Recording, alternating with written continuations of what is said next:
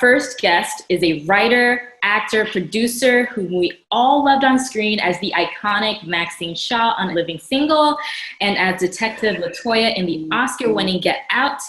But she's also made a name for herself in the genre world as a writer on the Buffy comic Giles Girl Blue with Joss Whedon, as Karina on Black Lightning, and also as a producer. She helped create the documentary Good Trouble, John Lewis on the real-life civil rights superhero. So please welcome our very, very special guest, the amazing Erika Alexander. Thank you, Keisha.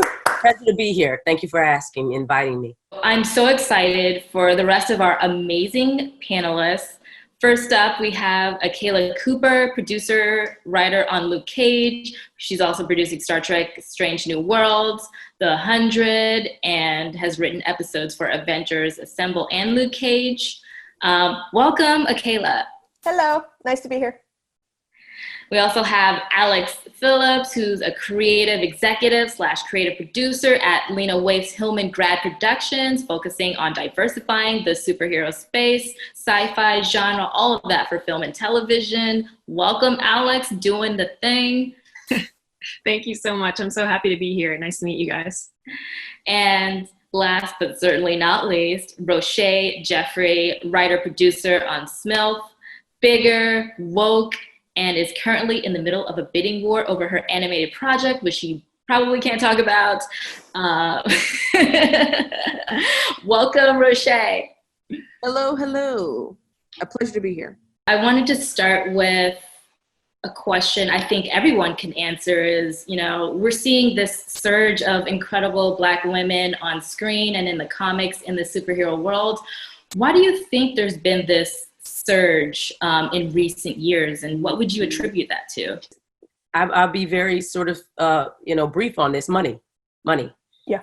People go where money is. It wasn't that they weren't there. It wasn't that there weren't always these writers in speculative fiction and or science fiction or all these spaces, superhero, all that. It was that now it started to make money. So not only with the Black Panther franchise, but also Nettie Korfor, we're seeing other people sort of advance themselves. But Shonda Rhimes helped, showing that these people who were, whether it was Viola Davis or Kerry Washington, in real life could be seen as leads and also desirable.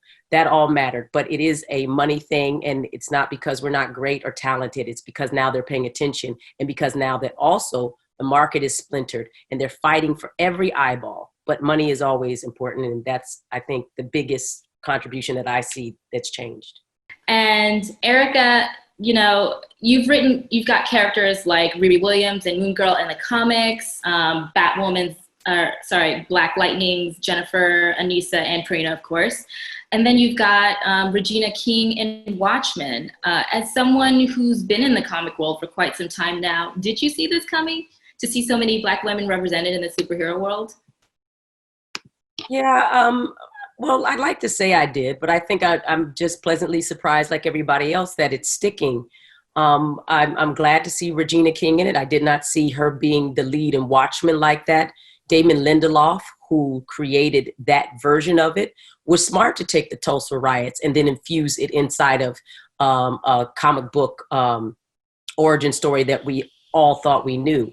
But I think he also saw his relevance as a creator diminish. So how do you infuse some energy in there? You take stories that are unknown and you put them out there. And the biggest unknown stories happen to come from the African American and the African diaspora, which is all around us. So where some people might see this as sort of just, taking, or I forget the word that you guys, young people use, stories and then appropriating love. Thank you, Ms. Cooper. All right. So Miss Baby Cooper told me appropriating. But, the thing about America, being American, is also the mashup.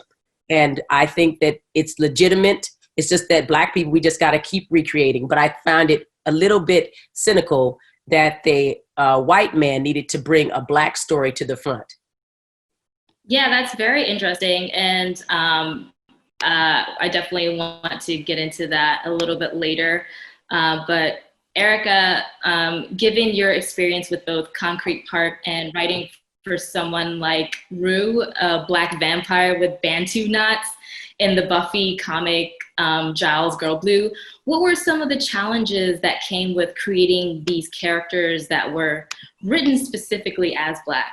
I think that as somebody as old as I am, and I've been 37 years in the game, that I have a lot of different things whispering in my ear. And the hardest thing is to stop trying to please a mainstream market that sort of has created this Frankenstein monster in my brain that's sort of saying, well, you want to appeal to this and you want to make sure that person gets this. And white people don't do that. They just write, and they don't think that other people have to come to them. Because we're already there, but we're already thinking, well, what would they think of that? And we're always having this narrative in my head, oh, that's going to go over there. Ooh, they're going to get crazy over that. Like we must sound crazy to ourselves. And I have that, it's considerate, but overall, I try to remind myself that if I am in a space, that I'm there to be authentic. And if it's filtering through me, then that's all it needs to be. And then just as an author or any sort of writer, I want to make sure my story is strong like anybody else. I want to make sure it's interesting. I want to make sure that it's authentic to me. And I'm a different type of Black person, just like you guys are all different. All blurred girls are different. But I think that's hardest, is trying to make sure that your voice is not canceled by all the other voices in your head that have been planted there long ago. Yeah, and Alex, Akela, Rochée, you're all in this space too. Do you experience some of that as well? Sometimes, especially early on when I was writing pilots, I started moving out here. I went to USC, and USC is a big film school that caters to mainstream audiences. So while I was there, it was all of my characters were usually male, if not white. And it's because that's what you were told was going to sell. And it actually took Pam Douglas, who was a television writer, who pulled me aside, and she was like, you have an opportunity to write about what you want to write about. Why are you writing about why are all your leads men? And I was just oh, yes. And so it's it took another woman to pull me aside, and it's hey, you don't have to go in that direction just because you're being told to go in that direction. We need those stories. And so that kind of woke me up to, it's you know what, I'm going to focus on what I want to do, which is genre. I love genre. And it's I'm going to write the characters and the stories that I want to see in genre, which are Black female leads. Yeah. And I'm just happy now that there's actually a world for it. Because at the time, this was 2006. It wasn't happening back then. Totally. Yeah, and if I can just piggyback on that, coming up, going through the executive route, I think for me, coming up as an assistant, whether it was at an agency or at a different production company, I was only seeing one type of story being told. And so when I started reading other people's work, that's when I was wow, I wish I could be reading stories about people that looked like me or sort of had my experiences. And I think it took me moving over to the company where I'm at now, Helmingrad Productions, and getting to read stories from other Black women and just Black people in general, writing about themselves and about their experiences, to be oh wait, no, I want to read more of those stories. More of those people are out there. And as an executive, it kind of gave me that push, if you will, to be wait, no, I don't want you to come in and pitch me what you think I want to hear. I look like you. We may not have the same experience, but I'd love to read something that reflects something that is personal to you. So that's when I started encouraging a lot of writers that I was meeting on generals to really tell me the thing that you're not pitching to these other executives, because I guarantee you that's the thing that I'll be the most interested in and the thing that you're the most passionate about. So awesome. I've definitely had that experience too. Yeah, and I think for me, I luckily broke in as a writer about 5 years ago. And I think that's when the industry discovered Black people. So I was very lucky. And so it was right after Scandal. It was Insecure, right? And so I have been lucky to kind of lean into my voice. And that's the thing that's actually kind of made my career, is that my stuff is unapologetically Black. And I center Black women almost exclusively. But it's a timing thing. I think if I had come up in the industry 15 years before that, or 10 years or 5 years before that, it would have been a different story. So yeah, I think I think your superpower, if you will, is in your specific voice and your ability to speak to your experiences in a way that is personal, no matter what the genre is. And so that's what I've been leaning into in my career. Yeah, absolutely. And, throwing it back to Erika, you've had such a versatile career. you've done so many amazing things. You're welcome. I'm trying not to make this weird, right? But no, it's not weird for me because I got an ego. But go on, sister. I mean, I'm like, hey, I'll take keep joking then. Thank you, Keisha. But yeah, it's true. You've had, from playing a meta-human in Black Lightning to writing the Buffy comics to creating your own graphic novel and recently producing the documentary John Lewis Good Trouble. So who are some of your favorite superheroes, and is one of them the late great John Lewis? I'm glad you mentioned him because he is indeed a superhero. Superheroes face very impossible things, and they are extraordinary because they do it not because they're afraid or not because the odds are against them. It's because usually, in the more traditional sense, it's the right thing to do. Now, we do have our anti-heroes and all that other stuff, but for the most part, that's been a superhero's game, is to fight against evil wherever they can, and or for the good of it, not for love or money or any of that. They're just compelled to do it. They were born into it, and they do it. So yes, he's one of our great superheroes. I think about all the great superheroes. Harriet Tubman is exactly the type of superhero that people talk about, but don't see her in the traditional sense of what people like Stan Lee or say, the great Jack Kirby were writing about. But for the Black experience, we have a ton of superheroes. We have a ton of superheroes that end on tragic terms, whether it's Martin Luther King or Malcolm X. And we have ones that went on like John Lewis. So I appreciate that. And Michaela Cole and what she's been doing. And I love that she sort of arrived in her Nigerian face with her oversized lips, and you mentioned her cheekbones, because she looks like somebody drew her or sculpted her. And that's a powerful image inside of hero making, is what do these people look like? So Rochée is talking about, I exclusively sort of deal with Black women and talking about their stories. That in its own way is a heroic sort of thing that she's decided to put all her chips in on that. I think about all the other heroes that are kind of grounded superheroes. And you think about Nomi Rapace, who does Girl and Dragon Tattoo, the Alien movie, Sigourney Weaver, all these people, right? We have Bond movies where we think about, the Bond sort of iconic Bond character, and who will be able to create new things for empires to be saved by Black women. That's empire saving. We can talk about America or British, but we also can talk about alien worlds and also African worlds, those types of things. And we're going to see more of that, ancient and otherwise Mad Max type things. We talk about Charlize Theron. We haven't had our version of that. Somebody who's come to kick somebody's ass. Can you imagine when you see that on TV, a Serena Williams type body that comes through that gets ready to stomp on people? I can't wait. I can't wait for this world, for all you to create it, for all the wonderful things that are going to happen. This is frontier work, and it's not just iterating on things that already are there. That's nice, but all that money, by the way, goes back into those pockets. So in a way, I'm happy for it.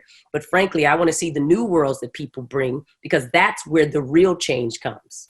Yeah, and throwing it back at the rest of the panel, building off that, what do you want to see in the future for Black women in the superhero world? Us leading a superhero movie. I love Black Panther, and you love the Dora Milaje, but they are still secondary characters to the Black male hero. Again, I'm happy that we have Black men who are superheroes, but it's when is it going to be our turn? I want my Wonder Woman moment, because I remember how my white female friends were super excited about Wonder Woman. I'm like, that's great. That's awesome. Good for you guys. And then Black Panther was more personal to me because it was a Black superhero. It's someone who shared my skin tone to a certain degree. And now I'm I was watching the movie just going, man, I would love to see Storm or Vixen or someone a Black female superhero who headlines her own movie. That would blow me away. I would be the first in line to see that. So I definitely second that. I think that would be incredible. And also, I think for me, I would love to see a series with, a Black female superhero lead, although I think we're getting there, right? I think there are a couple actually out right now with Black female superheroes. Batwoman's going to be one. Yeah. That one's going to be one, but I want to see a real nuanced conversation about superheroes. Like, because I feel like it's always like fantastical, which is cute, but like, what would it look like to be a Black female superhero in a world that doesn't respect you? Would you be conflicted about, saving the world? Would you be conflicted about, saving a world that doesn't love you, that doesn't see you as valuable? What are those layers? And so being able to investigate that would be, for me, would be the new frontier, I think, with Black female superheroes. There's also like the physical versus emotional component, just like going off of what Rochée is saying, is like, because we as Black women know that like whatever like professional situation or even personal situation with like friends, we have to suppress our emotions. Otherwise, if there's something that upsets us and we get visibly upset, it's like, oh, you're the angry Black woman. And so you take that and you apply it to a Black female superhero who's like super strong. It's just like, would she have to then like suppress who she was physically as well as emotionally as to not make others uncomfortable around her Blackness? So yeah, I agree. It's like, I think that's a really interesting way to go. It's just like the nuances of being like a Black female superhero and navigating that world. Yeah, and I mean, just going off of the nuances that I think we're all kind of craving to see, I was just recently having a conversation about, again, what does it look like, what would it look like to be a superhero if they just sort of came down from wherever and landed here and started to fight crime or whatever it was. Like, that would look very different than what we imagine. And we were having the conversation in context of the show The Boys. And how that kind of subverts everything that we see in sort of like the glorified heroic image that we have in these Marvel movies or in these DC movies, even though those can run a little bit darker. Just what would it look like to have someone who's superhuman come in and sort of like be like, I'm the authority on whatever it is, whatever bad guy of the week or of the universe they're fighting? And how does that change in the context of Blackness? And, is our favorite superhero a cop in a cape? Is that something we want? Or is there a different conversation? Like, what is the big bad when it's not capitalism or it's not fighting petty crime? And I think those nuances and those conversations are something that like I'd love to see, because, I really had to sit down and be like, okay, well, what superheroes aren't just kind of replacing the police, which is a huge topic in our community. So it's like, if you're not listing X-Men or you're not listing, I mean, I guess you can say the Hulk in some instances, very few of them are going to be female characters, even if they're Black or white. What are those nuances, and how do we sort of like excel past the next level of the superhero conversation that we've been having? In some ways, of course, Watchmen, I think, did a very good job of that, although they were all cops.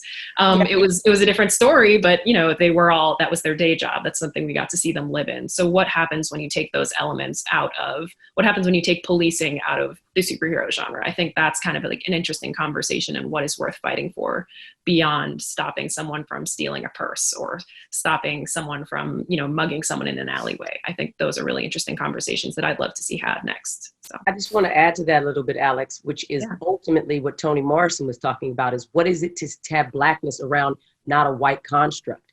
Mm-hmm. Everything we've seen has to do with our relationship with our Black skin. Even in Watchmen, brilliant, but that's the whole Tulsa thing. And we're talking about race and those, but what if that wasn't the case? What if that superhero didn't have to comment on any of that?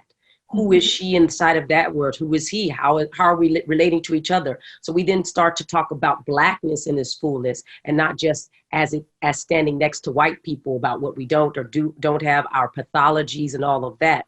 And that's what's the new world. The new frontier is without borders in terms of race, and saying we don't have to talk about you, but you will be able to understand this story for what makes us all human. Absolutely. And, speaking on that, as Black women in this superhero space, what are some of the obstacles and challenges you've had to overcome in terms of ensuring that you are heard and that you are getting the content that you want out there in the way that you envisioned? Can I answer this question? Because I'm going to have to go, ladies, and I apologize, but I just want to say, for one thing, I say support from other people, of our peers, is important. that we support each other. So when we are in those rooms, whether it's with Alex, Kayla, Rochée, Keisha, that there's somebody there who's pushing for us once we go out. It's been very difficult for people to have to discuss their ideas past the money in the room. They don't understand it, but they're hoping for your nod. But even then, you've got to push, because there's going to be a lot of no's before there start to be a lot of yeses. And it can't just look and seem like other things we've seen. We've got to take risks on that. And that's why we are the people that created rock and roll and ragtime and jazz and all these things, because we're the futurists. We're the aliens, and we have to take that power, superpower that's already in us, because Black women are aware of their superpower, but we have been using it for everybody's good but our own. And we have to make sure that we advance and push ourselves in those spaces and support strong Black women, because a lot of Black women, we seem to do a lot of things on our own, and it's not because we want to, it's because we just see consistently that people don't show up for us. And that's our fear. So we just learn how to do all these things, but it's untenable. We cannot do the great things we're supposed to do without partnerships and collaboration. So that's what I'd say about there's obstacles to us surviving and thriving and not getting burnt out, not getting discouraged, not going other places, not saying people don't understand, and also being able to take the criticism and the movement. We're really good at that. But it's no good if we're not opening the doors and sacrificing a piece of ourselves or what we have. And so since we do it so well for others, we should be able to advance our own things without apology and without, who cares whether they call us angry. Kayla's right. That's a superhero in itself. There's what they see as anger is passion. What they see as anger is fuel for us. They've just decided to brand that in a negative way. But when people call me an angry Black woman, I said, I am angry. If you saw what I saw the way I see it, you'd be angry too. That's our superpower. Like James Baldwin said, to be Black is to be in a constant state of rage. Black women are in that rage. Somebody's going to get not only the rage hip hop hero, but rage is getting ready to come on your screen and tear some shit up. I see Erika with the words right there. Thank you, Rochée. You all are beautiful. Please, get in touch with me and let's stay in touch. And I really appreciate that, the opportunity to talk and be on this platform. Oh, I am going to totally fangirl out before you leave. I love Living Single. I was an adolescent when that show was on. I love Yvette. I've met her. We've hung out. She was my mentor for a little while when I first moved out here, outside of USC. Nice. And I also did as comfort.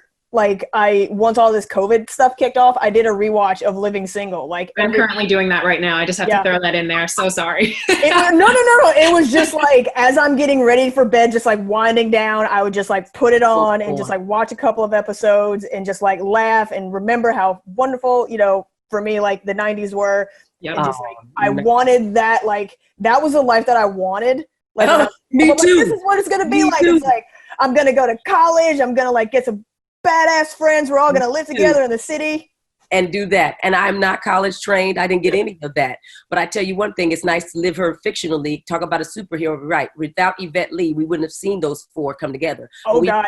It was so huge for me. Well, we need a different world. We needed Claire Huxtable. We needed Good Times. We needed all those people to stack up against the success of that. But now we're free in a way that Maxine Shaw and the people who are like that are not seen as exceptions. They're realizing that Black women have always been a moral majority. They've always been sensual, sexual, tough, capable, and not you asking for your permission. I just think now that we're free from that, we need to free ourselves from the obligation of just having to support Black for Black and all that. We can support each other because we want to, and we should reach out and freaking go and get our destiny. I'll see you on the Glow Road. Thank you so much. Thank you so much, Erika. A pleasure, icon, legend. All of y'all and your platforms, and watch what you do. Please do the same for me, and I appreciate you. See y'all. Bye. Absolutely. Sorry, Keisha, I had to do that. No, that was great. She's amazing. Because I secretly had I'm just I'm going to be professional. I'm going to be professional. Okay, she's leaving, and they can cut this out.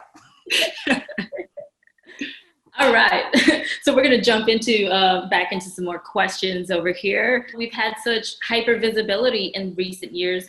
Which character, be it in the comics or on screen, has really just made you super excited to be a Black woman? I will say, Black Panther was everything. Yeah. Yeah. It's weird because, I I wish it was from a female perspective always, but just seeing just seeing all of those women, and to be honest, it was such a feminist movie. Mm-hmm. It was definitely a feminist film. Like the women had agency. They didn't care if they got married. Yep. They were the ones, and they also, to me, they were the ones who that saved Wakanda, and to me, that speaks to the Black experience in America. I was like, that's it. We're the ones showing up and cleaning up the mess and doing the emotional and physical labor. And so that was, for me, that was incredible. Yeah, I would say, like, again, Black Panther is just like, it's just such a huge moment, like, for, you know, blurs everywhere. I would say, like, Shuri, because, like, I wasn't good at science, but like I was into science. I'm fascinated by it. I wish I could understand more of physics, but like just watching like a 16-year-old Black girl just kick ass intelligence wise and just create all those gadgets and just like make her brother's life, as Rochée is saying, like better and easier. Like that was, I want to see a Shuri movie. Like, oh, yes, I would love to make that happen. Yeah, totally. I mean, I'm going to echo Black Panther as well. I mean, how could you not?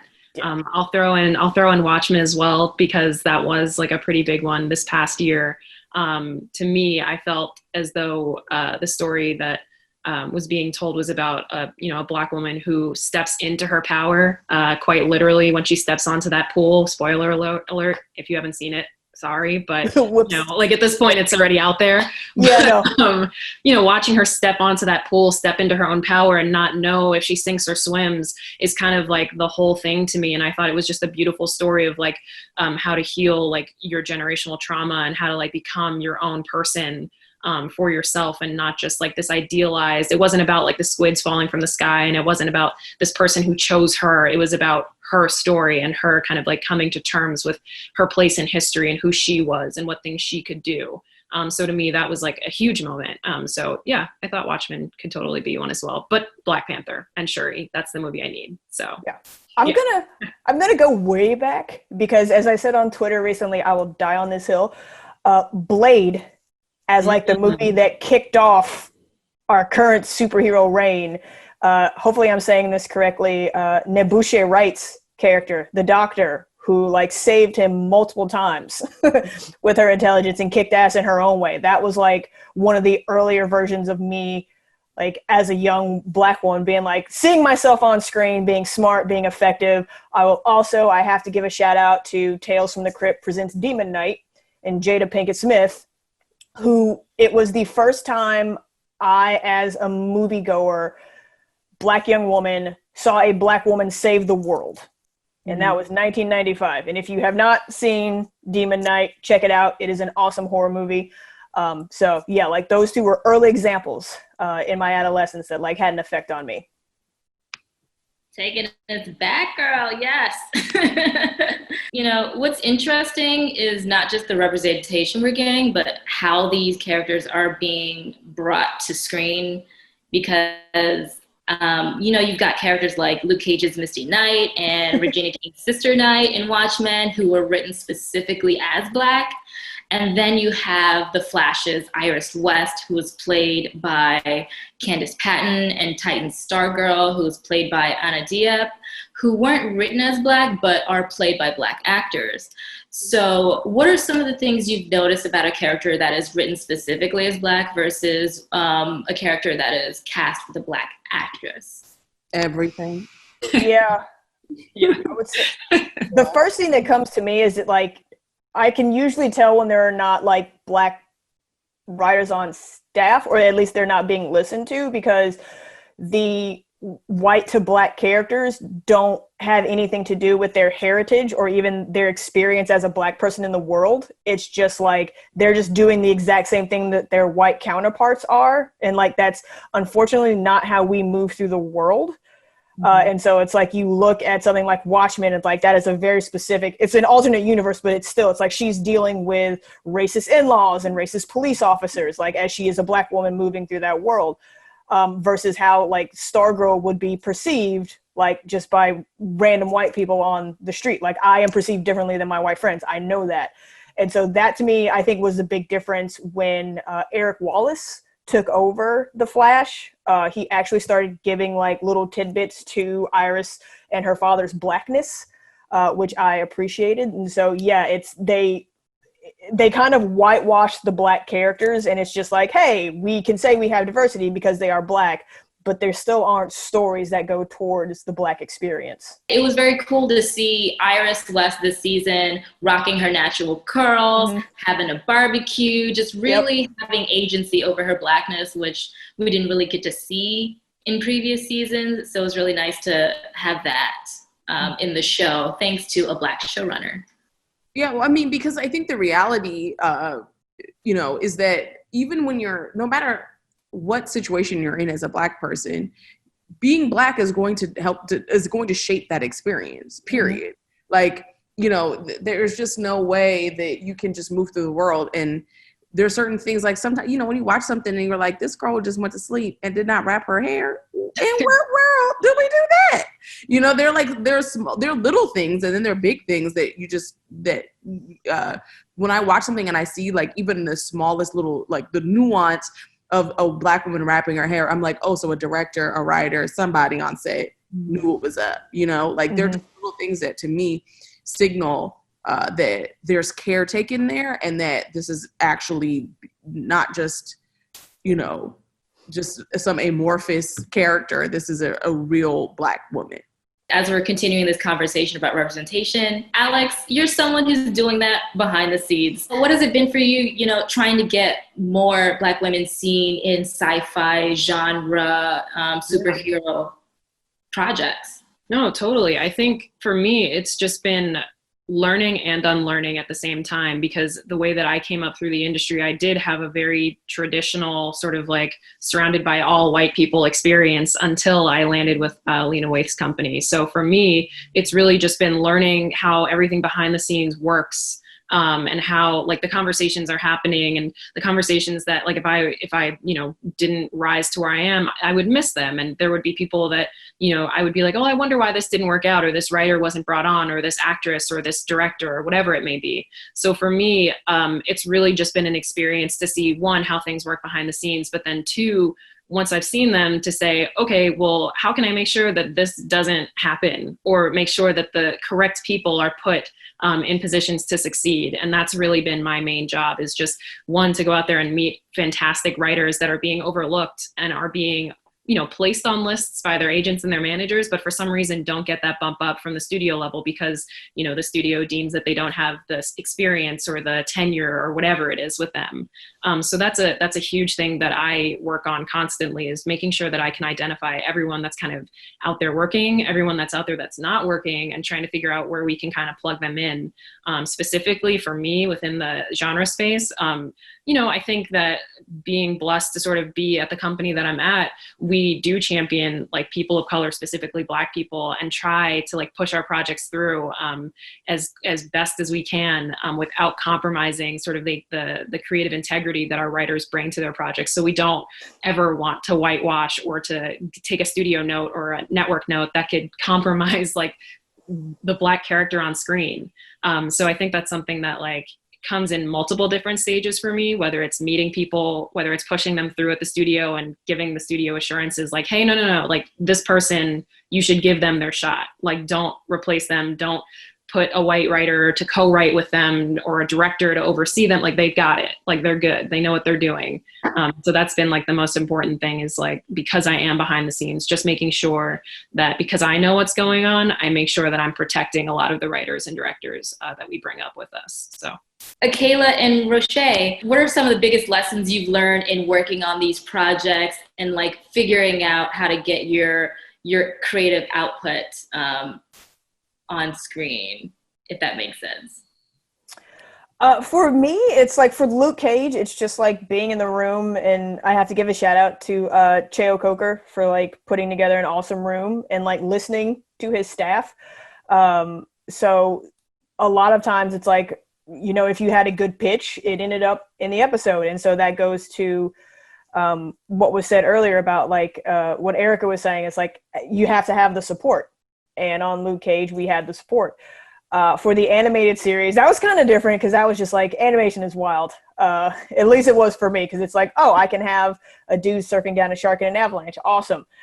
So again, it just came down to pitching and having the support to like put the ideas into the episodes. And so I felt comfortable, especially when it came to going back to Luke Cage, like pitching stuff for Misty Knight, especially like from a Black woman's perspective. And I also had, it was helpful that there was another Black woman in the room, Aida Kroll, to have that support as well. And so it's all about who's in the room with you.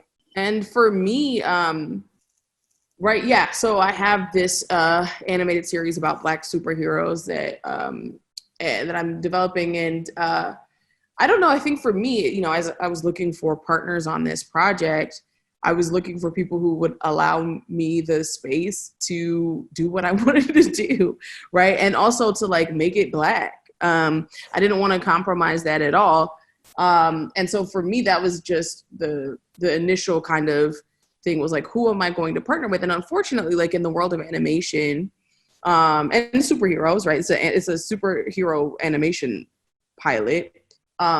There are very few Black people in positions of power, right? Or Black people with experience in animation and in that world. So it's been interesting because, you know, I wanted to make sure that our voices were heard and, you know, finding animators who are Black, right? Like, and making sure that, yes, my producer and my studio and my studio execs may be white, but hey, if I can get Black animators and on board and other Black writers to, you know, to staff, then, you know, I can make some headway there. So that's been the thing that's at the forefront of that project for me.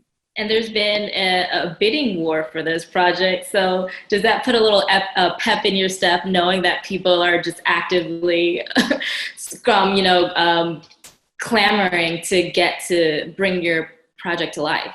I mean, it's exciting, but it also gives me anxiety. It also, to me, it's also like a function of the fact that we are in the middle of a race war in the Hunger Games. So people are like, let's look like we care about Blacks.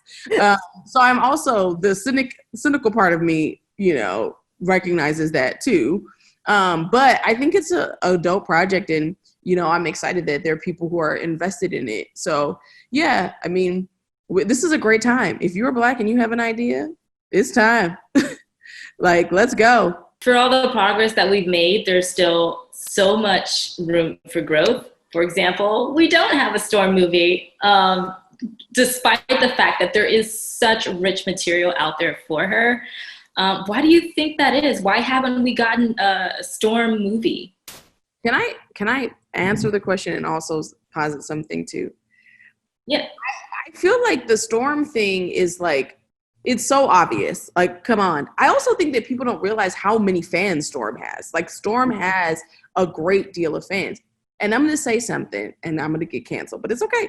I feel like a lot of the people they throw around to play Storm, we don't care about. Like, and I'm talking about Black people.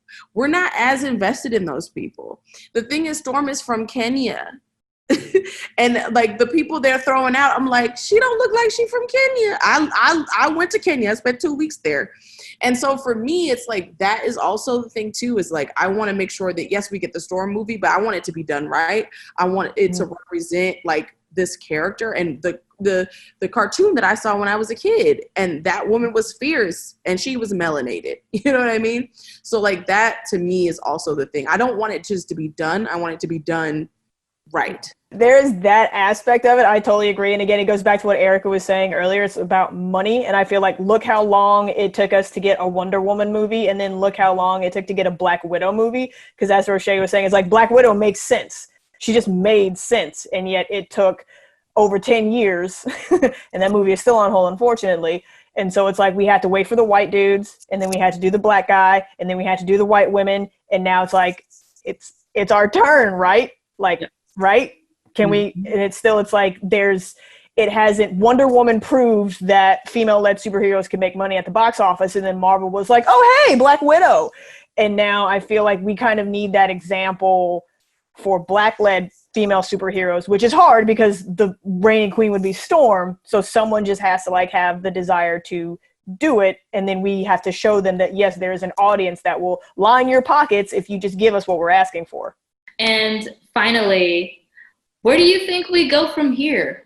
What changes do you think need to be made in order to push the needle even further for Black women in the superhero space? More Black female executives calling the shots at those studios. And I will go even further. I think empowered Black female executives, because, you know, I think I've been lucky enough to meet with and engage with a lot of Black women executives and Black executives, but a lot of times I feel like they're all dealing with what we all deal with in the corporate structure, which is trying to keep their jobs and, you know, also keep craziness at bay. And so for me, you know, I would love to see Black female executives who have power, because that's a different conversation, who can really greenlight things. I want to get to the point where it's like Black people are like, we're making this and here's the money, right? And I think like less gatekeepers who do not understand our stories and who are willing to listen to Black folk.